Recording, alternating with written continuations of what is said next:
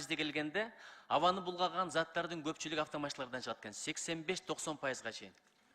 Мен эмнеге бул айтып атам? Кийинки мезгилдерде мына жылына 20 жылда рак оорусуна дагы 25 миллионго жакын адам туш болот деген прогноз бар. Аванын булгангандыгынан улам. Муну айтып аткан себебим автомашинада катализаторлор жок болуп атат. Бак этип жазып коюшкан катализаторлорду сатып алабыз деп. Анан ыстоого барасыңбы, машинаңды жууганга коесуңбу, акырын барып уурдап алып туруп саткан өнөкөт пайда болду. 1 килограмм катализатордун 2000-3000 сом экен.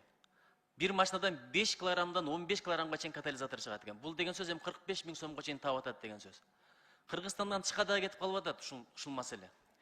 Сатып алган компаниялар а дегенде катализаторун алып коюп туруп, андан кийин башкаларга сатып атат. Ушунчалык кыянат болуп кетти. Элдин, журттун ден соолугу эмне болсо ошо болсун, мен байып кетейин деген меркантилдик психологиянын акыбети ошол болуп атат. Ошого тыюу сала